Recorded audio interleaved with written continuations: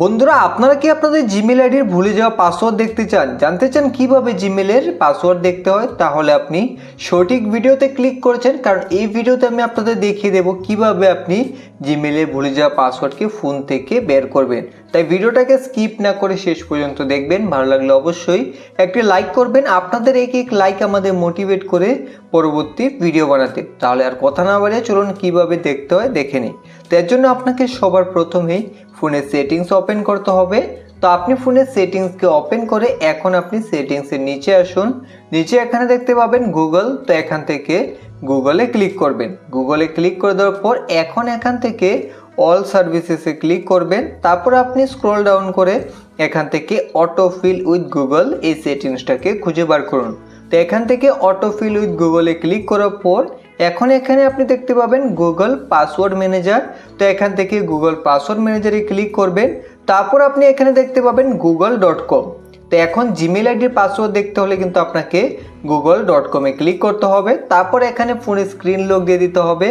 আপনি ইউজ পিনে ক্লিক করে পিন দিতে পারেন বা এখানে ফিঙ্গারপ্রিন্ট দিয়ে ঠিক এইভাবে আপনি স্ক্রিন লককে ভেরিফাই করার পর এখানে আপনার ইমেল আইডি ও নিচে পাসওয়ার্ড দেখতে পাবেন।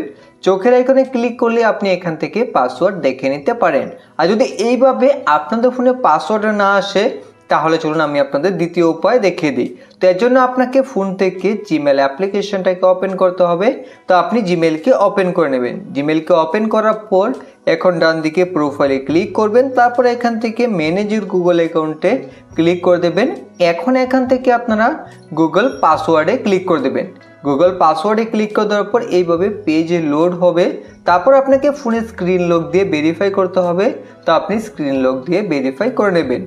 ভেরিফাই হয়ে যাওয়ার পর এখন বন্ধুরা এখানে আপনি নিউ পাসওয়ার্ড সেট করার অপশন পেয়ে যাবেন। তো এখন আর পুরনো পাসওয়ার্ডের আপনার কোনো প্রয়োজন নেই।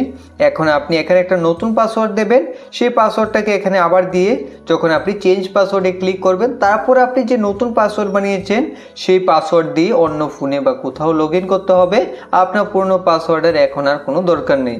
তো এখন যে নতুন পাসওয়ার্ড বানাবেন তা কিন্তু স্ট্রং পাসওয়ার্ড বানাতে হবে। লেটার, নাম্বার ও স্পেশাল ক্যারেক্টার যেমন @ বা ডলার আইকন এগুলো দিয়ে আপনাকে এখানে একটা স্ট্রং পাসওয়ার্ড বানাতে হবে।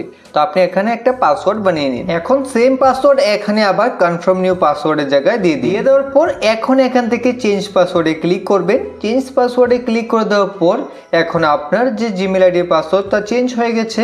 এখন নিউ পাসওয়ার্ড দিয়ে আপনি জিমেল আইডিকে অন্য ফোনে বা কোথাও লগ ইন করতে পারবেন। তো এইভাবে খুব সহজেই কিন্তু আপনি জিমেলের পাসওয়ার্ড দেখতে পারবেন।